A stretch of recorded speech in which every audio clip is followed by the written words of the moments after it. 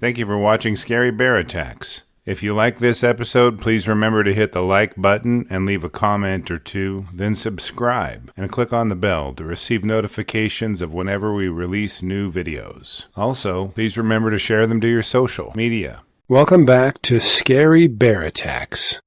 Today's episode takes us back to the Kodiak Island archipelago, to Uganik Island in South Alaska. Uganik is rimmed with mountains that rise to around 2,000 feet in elevation and features a low, broad valley down the middle, extending 16 miles. It is 147 square kilometers of thick alder, willow, and salmonberry bushes, occasionally interrupted by meadows of grass and sedge.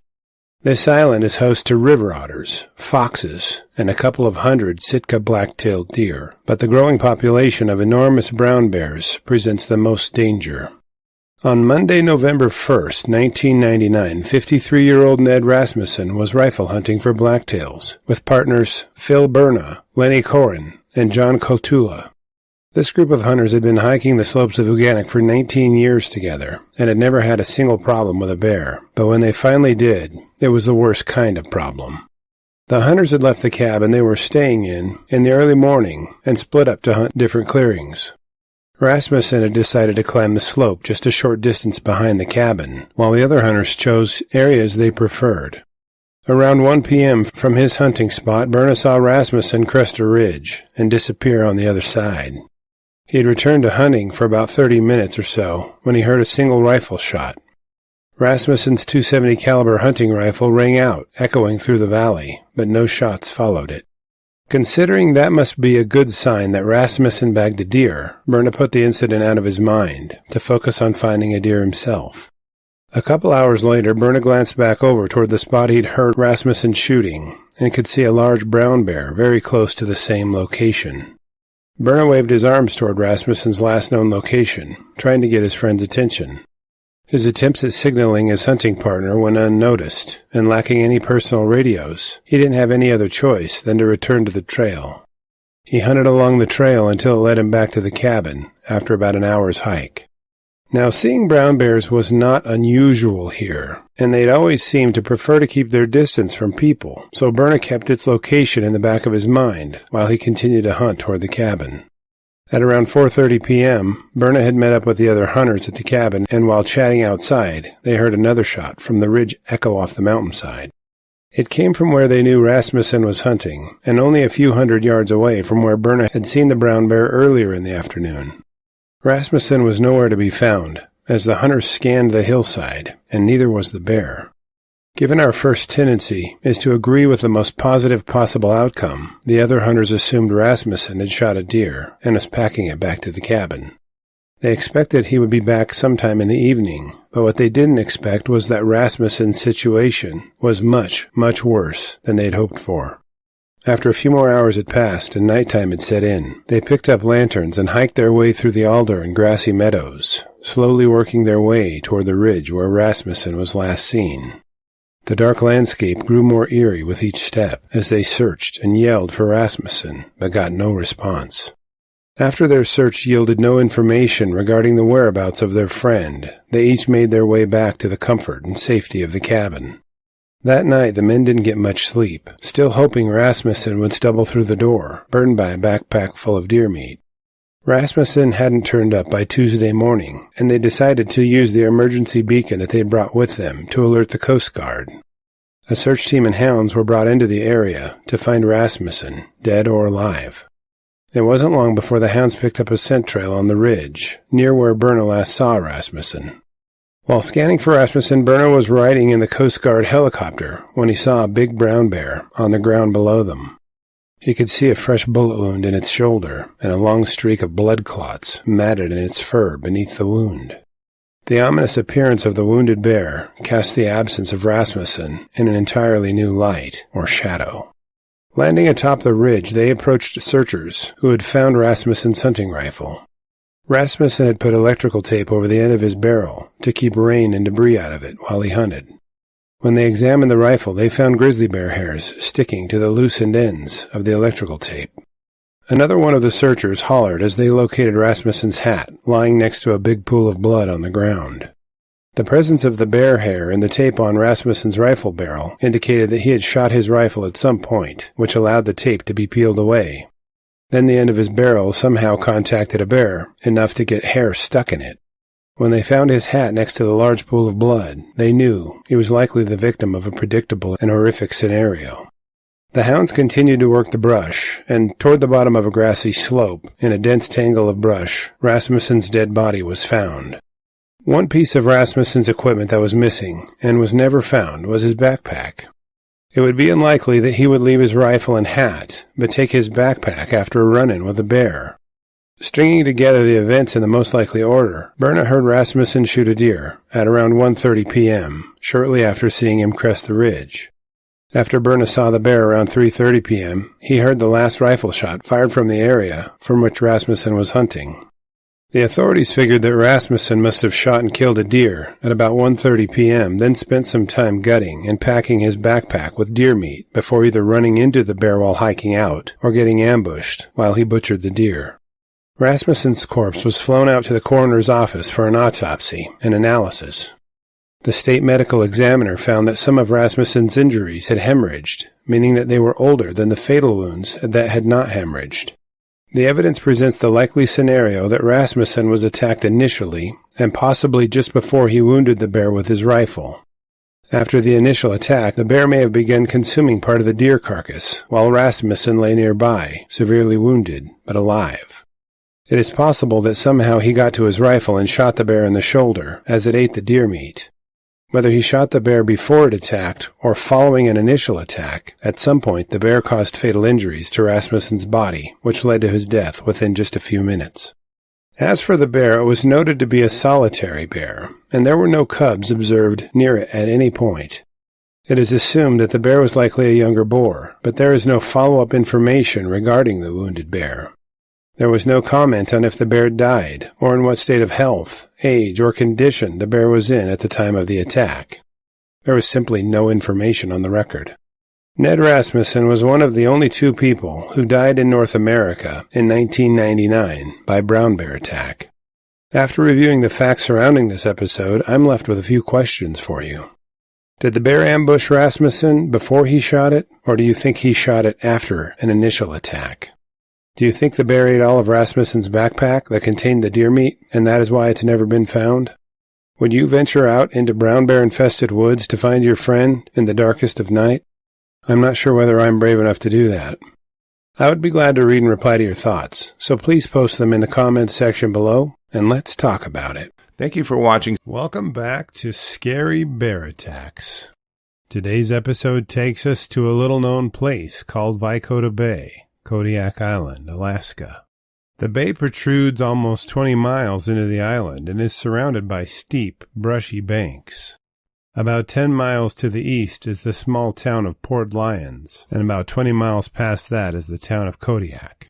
To say this area is remote is an understatement, given it is only accessible by float plane or boat. The altitude here varies and tops out at around 3,000 feet high, with rolling brush-covered hills comprising the remaining territory.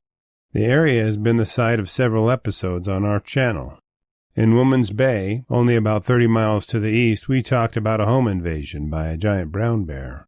And on Sally Island, only 10 miles to the west, we talked about a sleuth of brown bears attacking a hunter. Each of these episodes are exciting, but you can tell me if they are more exciting than this one.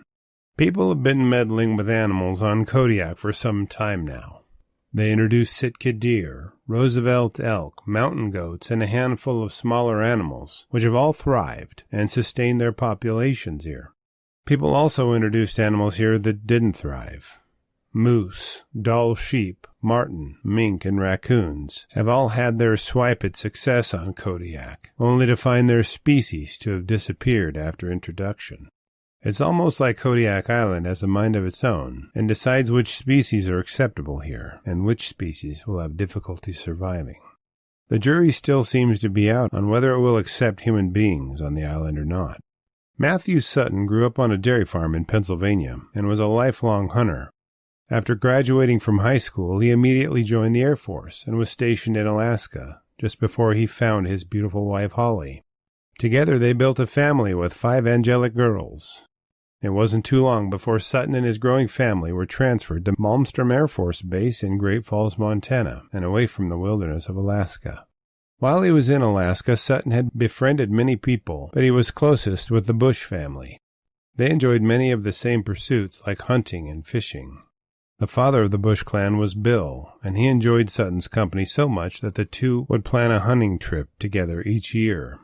By the year 2008, Sutton was 31 years old and had worked his way up to tech sergeant for the 341st Operations Group and was in charge of supply. The love of his life was still Holly and his little girls, but hunting was his favorite hobby. He stole away for antelope hunting trips in Montana and to hunt sheep near Tok, but nothing compared to living in Alaska, in Sutton's mind. He always found his way back up there and steadily began to think of a life there after his service ended. Bill Bush was still one of Sutton's close friends and companions on hunting trips in the last frontier.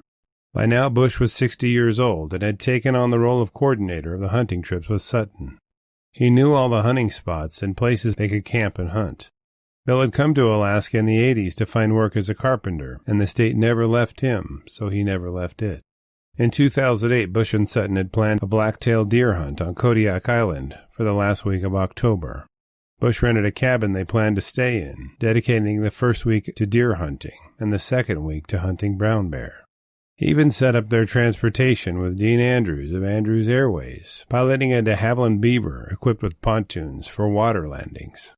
On Thursday, October 26, 2008, the plane transporting the hunters touched down in Vicota Bay and taxied up to the dock. Sutton and Bush carried backpacks and duffel bags full of food and gear, the 150 yards up the hill to the single-room cabin they'd be staying in for the week. Oh, they had their bullets, rifles, their knives and licenses, and they even had a low-powered VHF radio that they would use to contact passing planes whenever needed. Noticeably absent from their gear was an air horn, bear spray, and a strong communication device, like a satellite phone. Now, don't fault the hunters for only having hunting rifles for their protection. Run-ins with the giant brown bears on Kodiak Island are very rare, and maulings are even more rare. Generally, the bears avoid human contact like the plague, so having a reduced expectation of a confrontation is fairly typical of deer hunters there. On Friday morning, the two hunters headed up the hill just behind the cabin, but didn't see much to write home about. The deer were still hiding in the brush and weren't about to give the men any shot at a harvest. They did see one brown bear on the hill before they returned to the cabin after the day's hunt, though. Over dinner, the hunters chatted about hunting strategy for the next few days. They likely discussed the lack of deer in the area and the presence of the brown bear. By the end of their discussion, they decided that they would use the Zodiac to hunt at the mouth of Vicota Bay and the hillside there. By the time Sunday morning rolled around, the sun was shining as the Zodiac bounced across the bay. The men chose a motto for the day. If it's brown, it's down, in agreement that they were not hunting horns, but hoping to harvest some meat. They could each bag 3 deer, so the possibility of filling both of their freezers was exciting.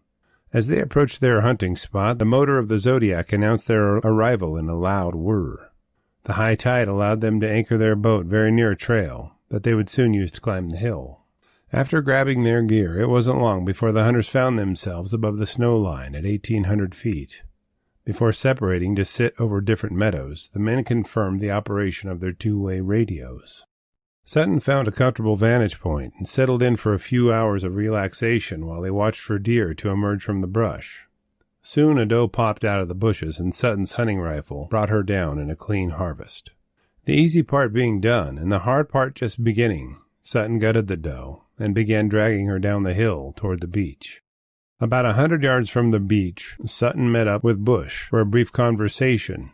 The hunters parted company as Sutton dragged the deer straight down the hill, and Bush veered off toward his items he had left below. As Sutton dragged the deer carcass, he would walk down the hill a short distance, while examining the best path to drag the deer carcass. Then he would go grab it and drag it down, before repeating the process. It wasn't long until the two men were separated by a few hundred yards of thick brush.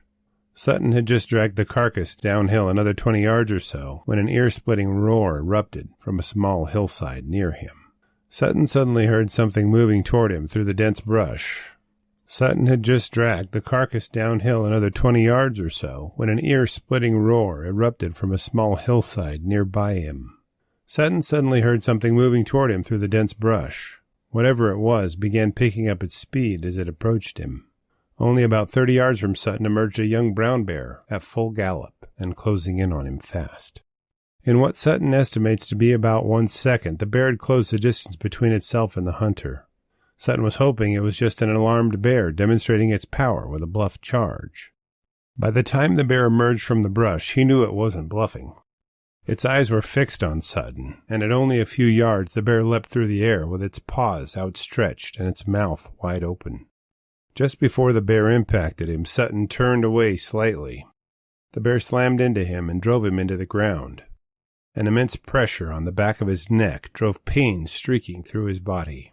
He felt his feet leave the ground as the 250-pound juvenile brown bear lifted him completely off the ground by his neck as it stood to its full height. Sutton's mind was racing as he flailed his arms and legs as a reaction to the terror and the pain. The brown bear tossed its head back and forth, beating Sutton on the branches of plants nearby them. His body was contorted and bent in painful ways just before his survival training kicked in. Forcing himself to go limp and stop resisting the attack, Sutton was driven into the ground face first by the bear. He could feel the pressure of a massive bear paw in the middle of his back, pushing the air from his lungs, as the bear raked him repeatedly with its other paw. Only a few inches from Sutton's ears, he could hear the bear clicking its teeth together and woofing at him. Playing dead had seemed to work, but the bear was standing over him, checking him for signs of life. Unsure if the bear was finished with him, Sutton remained still and managed to subdue his fear and overwhelming desire to run as fast as he could. Peering through his hands, Sutton could see the brush parting quickly in 2 more locations. First, a brown bear about the size of the one that had attacked him emerged from the brush, then a massive sow popped out only a few yards from him. She was immense and powerfully built. She looked to be 9 feet long, and every muscle in her shoulders and forelegs rippled as she pounced on the deer carcass. Now surrounded by 3 huge brown bears, Sutton couldn't fight panic any longer. He rose to his feet and yelled and waved his arms, trying to drive the bears away from him. The second cub leapt the few yards between them, punching him to his back with its paw on his chest. He instinctively drew his fist back to punch the bear in the face, but the bear reacted with such speed that it bit through his left hand before he could strike it. As soon as the bear clamped its jaws onto Sutton's left hand, it jerked its head back in pain. The bear had chomped onto Sutton's wedding ring in the process of biting his hand, and the metal must have hurt its teeth. With only 2 feet separating Sutton's face and the bear's massive head, their eyes met. He knew this was it, and expected the bear to end his life with a crushing bite to his skull. Suddenly a moment of clarity and peace washed over Sutton. As he waited for a powerful bite to end his life, his mind flashed to his faith and his family. He knew he was going to be with the Lord, and this reality granted him peace in the moment. He prayed that God would take care of his wife and daughters. The bear rolled Sutton over and turned and sauntered back to the deer carcass and commenced eating with the others. Now understanding that he was next on the menu if he was still there when the bears were done eating, he had to try to get away. He pushed against the ground with his feet in a subtle attempt at trying to slide himself away from the bears. The second cub noticed his movement and pounced on him once again. It stood over him and huffed its hot, stinky breath into his face as it popped its jaws only inches away from the end of his nose. Now convinced that playing dead was his only option, Sutton relaxed once again and remained still. The second bear returned to the deer carcass, and Sutton listened from only yards away as the bears devoured it. After several minutes, the bears had eaten their fill from the carcass and began to scrape duff over the top of it. Laying still, he watched as Bush's voice broke through the scene. The bears heard Bush, and they braided their way back up the mountain, splitting the brush as they went.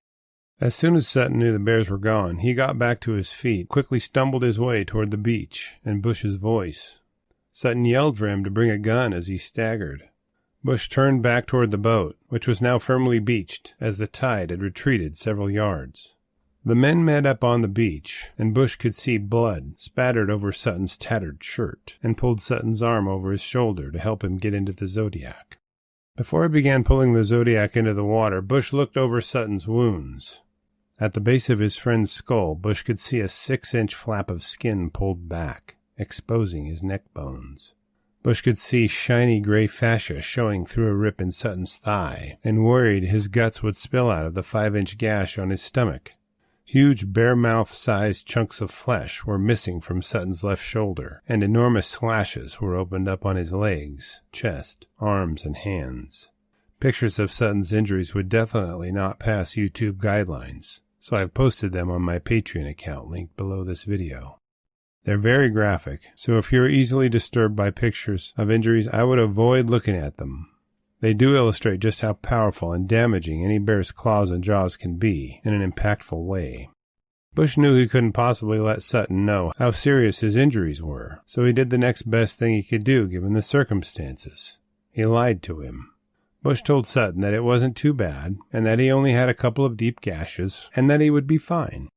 Later, Bush admitted that Sutton's head was nearly halfway severed from his body, and he didn't understand how he was holding his own head upright.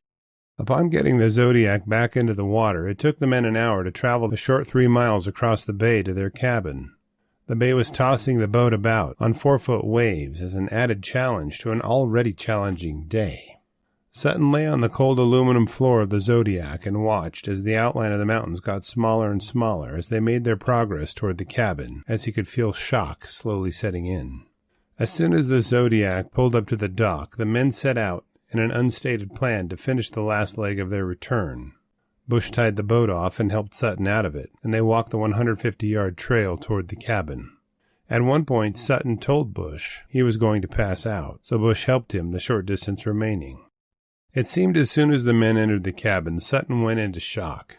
He began shaking violently as Bush wrapped him in sleeping bags and extra covers to help him retain his body heat.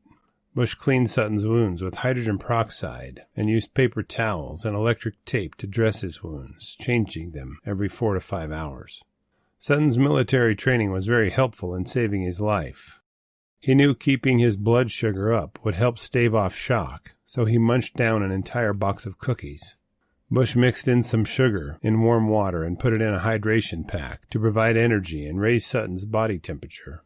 Bush had no way to reach out for help apart from the underpowered VHF radio, which wasn't powerful enough to reach anyone outside of the bay. The plane wasn't scheduled to return until Wednesday, and it was late Sunday afternoon at the time. That would mean Sutton would be without advanced medical treatment for a few days, at least, and that was if the weather held out.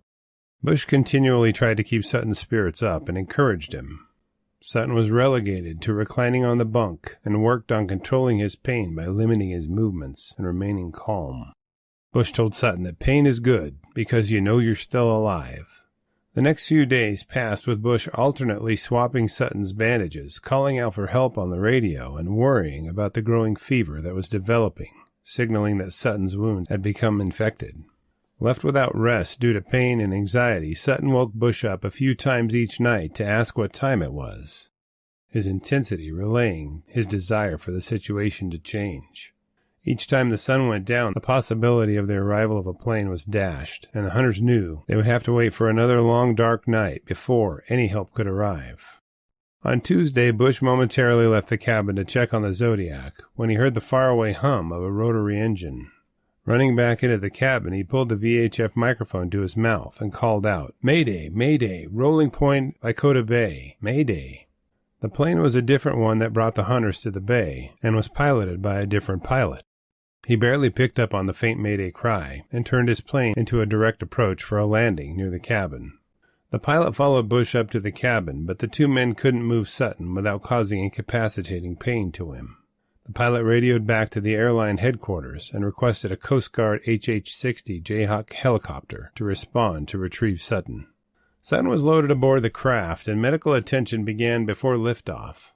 At Providence Kodiak Island Medical Center, a Coast Guard commander was waiting to meet Sutton and immediately requested the name of his commander at Malmstrom. Sutton knew that this would put a series of actions in motion and wanted to reach out to his wife before anyone from the Air Force broke the news to her.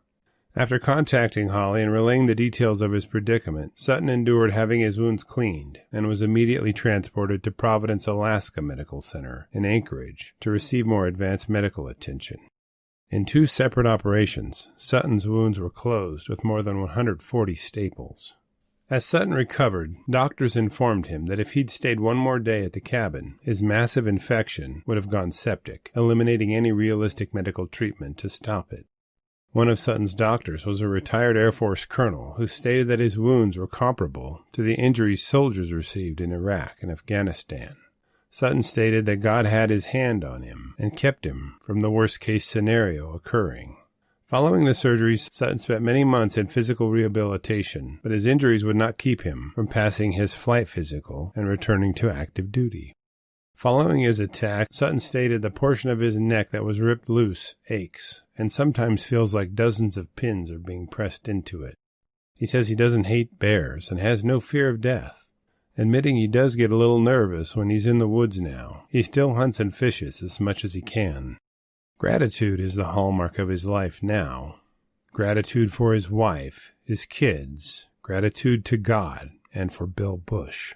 Now serving as a member of the Alaska National Guard, he resides in Alaska with his family. After reviewing the facts surrounding this episode, I have a few questions for you. Do you think this attack was predatory, defensive, or territorial?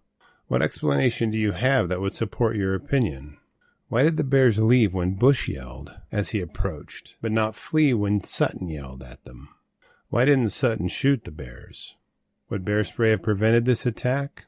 Why didn't the bears cash Sutton if they thought he was dead? I'll be glad to read and reply to your thoughts, so please post them in the comments section below, and let's talk about it. Welcome back to Scary Bear Attacks. Today's episode takes us to a rather surprising place to be talking about a brown bear attack, off the coast of Vancouver Island, near an aptly named place called Cape Caution. This part of the coast is a low-elevation plain packed with coastal western hemlock trees, growing up to 200 feet tall. The trees may be tall, but the bushes beneath the trees don't shy away in presenting their beauty. Bushes like Indian plum, American holly, and Scotch broom present their glory in season. The flowers in this area surpass the bushes with their dazzling display. Multicolor arrays of chocolate lilies, tiger lilies, and king gentian radiate their colors while they sway in the gentle sea breezes. The beauty of this area belies the danger presented by animals who are not swayed by the scenery and can interrupt its peace inexorably. Along the shoreline, bull kelp wash up on shore. The scent of ocean fish emanates from the kelp as it does so, permeating the surrounding area and tricking the sensitive noses of young brown bears into investigating. More mature bears know better than to find food where the fish are difficult to get, but younger bears, trying to figure out this survival of the fittest thing, still check it out, just in case. On the afternoon of Monday, July 17, 2017, 57-year-old Randall Warnock was piloting his fishing boat for his relay route back to Bellacoola. He had left his home of Port Hardy early in the morning and launched from Cortez Island around noon. Warnock was the captain of the Nimkish, a ferry that ran between Bellacoola and Bella Bella. By 6 p.m., he'd piloted his 40-foot fishing boat for the past 6 hours when the water began to churn with the arrival of rough seas. Knowing that his fishing boat was not fit for these kinds of conditions, Warnock piloted his boat into Millbrook Cove, dropped his 14-foot aluminum skiff, and motored toward Brown Island just offshore. He planned to spend some time doing his favorite activity, beachcombing. He knew the time away from the helm, while taking a brief walk, would rejuvenate him, and jumped ashore while the waves crashed over the rocks around him. As he walked, Warnock snapped photos of interesting things for his Instagram account and investigated curious objects he found along the shore as the wind buffeted him and the bushes around him. Walking, he noticed a bunch of eagles perched in a tree, and the rare sight fascinated him briefly. After about 15 minutes of beachcombing, Warnock came upon a Scotchman's bumper and picked it up to add it to his collection of interesting items. As he walked, he studied the bumper when he heard a large twig snap behind him. As he turned his head, his vision was filled with a furious brown bear closing in on him from only 10 feet. In his split-second analysis, Warnock could see it was a juvenile bear, taller and bigger than a normal-sized black bear, but still potentially dangerous. He knew better than to run, and thought this was how his life would end. In what Warnock estimates to be a little over 1 second, the bear closed in on him, while he stood frozen in place by fear. The bear ran up to Warnock and bit onto his left knee initially. It shook its head violently, but only managed to rip his jeans to shreds and tear a few gashes in his flesh. It was trying to knock him down, but Warnock fought, losing his balance as the bear tossed him about. Seeing the man refusing to fall, the bear bit into his right knee. This time the bear's teeth punctured deeply into his flesh, tearing as it shook its head. Now invigorated by feeling the man's flesh between its jaws, the bear tossed its head even more violently. Pain shot through his leg as the bear's teeth tore through Warnock's knee tissues. Around that time he remembered that he'd brought along a knife. He reached around to his back pocket and pulled it out, but the bear's attack caused the knife to fall from his hands. He thought to himself that he had to bluff the bear. He had to show it that he wasn't a target. Over an attack that lasted around 1 minute, Warnock fought the pain of his injuries and successfully maintained his balance as the bear refused to relent. Now disarmed of his only meager weapon, Warnock had a thought flood his mind. Fight back. Fight back. He looked down at the bear and could see the bear's head lined up perfectly for a punch. Warnock decked the brown bear as hard as he could, straight in the nose, and got ready to throw another one. The effect of the punch was immediately apparent on discouraging the bear. It released his leg and stepped back a few paces. The bear bobbed its head up and down and bounced on its front legs in short steps, like it was thinking of charging back into the fray. The discombobulated and indecisive bear reminded Warnock of watching cartoons on Fast Forward. Its movements were unfathomably fast and erratic. Its eyes looked wild, as an abundance of adrenaline powered it, and it wasn't sure how to handle it. That is when Warnock stumbled and fell onto the rocky sandbank behind him. He could see the bear only a few feet from him, and quickly searched for something he could use as a weapon. Grabbing a large piece of driftwood, he brandished it as he rose back to his feet. Warnock lifted the driftwood to about shoulder height. He planned to hurl it at the bear, but it was a bit heavier than he thought. He was unsteady after his knees were injured. The driftwood disappointingly impacted harmlessly between the bear and the man. For some reason, this was enough to discourage the bear. It turned around and scampered back into the brush at the edge of the clearing. Only a few minutes before, Warnock was convinced he would die, and stood there bleeding and in disbelief that this was the end of the bear's attack. Knowing that he had to get out of the area to avoid a follow-up attack, Warnock limped back toward his skiff for about 15 minutes along the shore.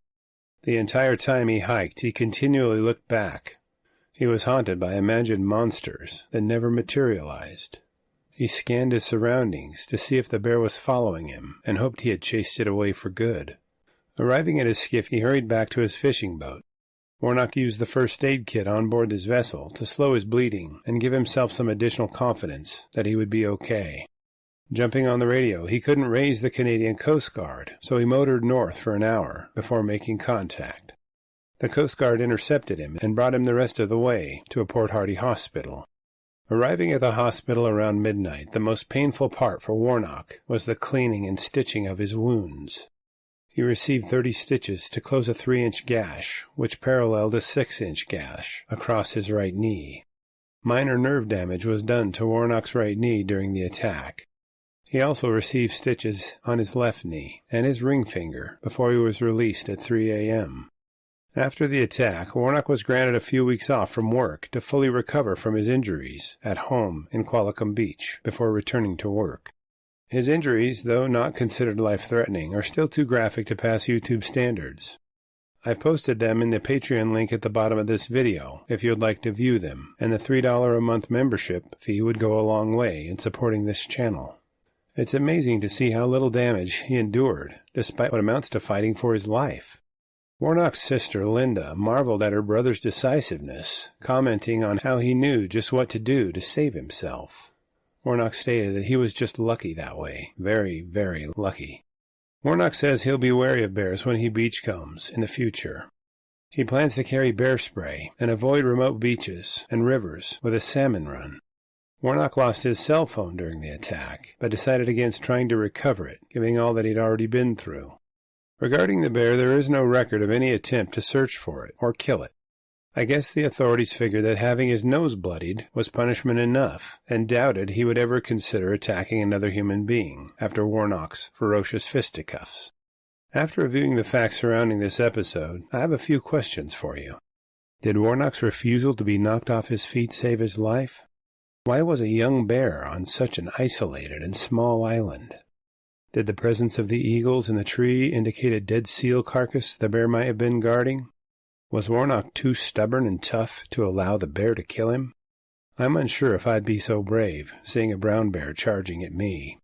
I'll be glad to read and reply to your thoughts, so please post them in the comments section below, and let's talk about it. Thank you for watching Scary Bear Attacks. If you've enjoyed this episode, please consider clicking on the like button and clicking on the bell icon. We'll help you know when we post our new episodes.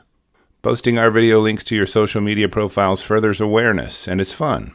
We slashed our prices in our merch store, linked below, so check out the bargains there while you shop. As a member of our human community, remember to adventure bravely and be careful out there, especially in bear country.